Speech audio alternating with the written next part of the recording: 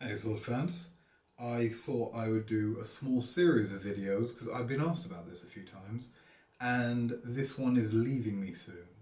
So I thought I might as well get it done before I have one less to show you. So this will be the first in a series on Anglo-Indian Mamelukes, and these types of swords encompass an entire variety of styles within the Anglo-Indian sphere.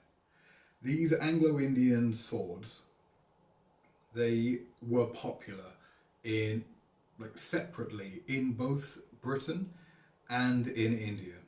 Both of them sort of inspired in Britain by the Mamelukes of North Africa, who partly through their contact with them in the wars in Egypt involving Napoleon. And in India, these were popularized partly by the Mamelukes, but also because of the style of Persian Shamshir, which is very similar. So these all come under the umbrella of Anglo-Indian Mamelukes because they're not typically what you would call a Shamshir if you were looking at Indo-Persian weapons. So the thing that makes this a Mameluke is the hilt. The hilt and blade style.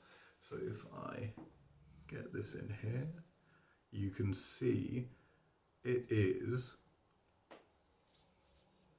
a sabre hilt with a crossguard, usually this curved crossguard with quite a heavy langet.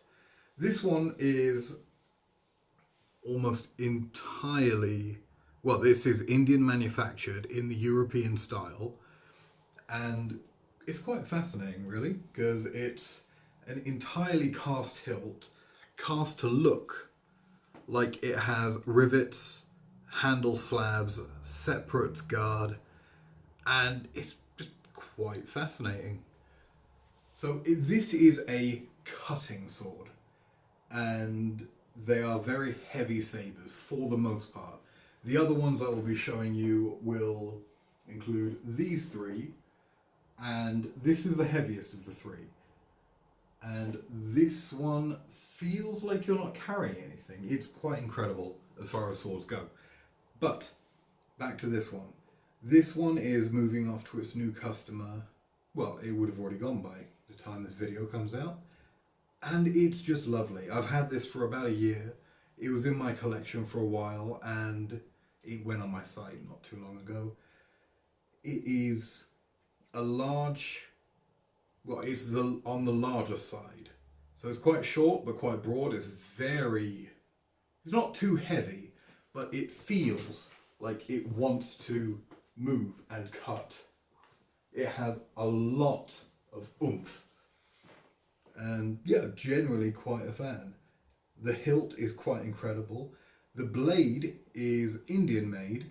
It has a typical tulwar ricasso there.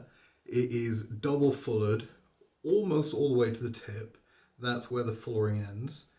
And interestingly enough, if I can get this in focus, it has a double faux Ferrara mark. So Andrea Ferrara was an Italian swordsmith who went to Scotland at the bequest of the Scottish king in the 16th century. And he made blades, and the name Ferrara eventually came to mean blades of incredible quality, the true Ferrara. They are the real Ferrara. And essentially the same way the real McCoy means it's good, it's an original. This is not an original Ferrara. This is a faux stamp, most likely put on by a smith who didn't know what Ferrara meant, except that it was quality. And honestly, I think I've seen more faux Ferrara marks than I've seen real ones. But it is still an incredible blade of an incredible quality. Whoever had this is a one of a kind as well. I've seen nothing like this, and it's likely been made just as a one-off. It is weird, it is wonderful, it is exactly my kind of thing. I have replaced it in my personal collection with this one, but they are very similar. That one just has one feature this doesn't have that I love. And, well, hopefully the new owner of this loves it as much as I had, and it will be going, well, it has gone off by now, and yeah, I will miss it. But it is an incredible sword, and the first in the series of Anglo-Indian Mamelukes. Take it easy, sword fans.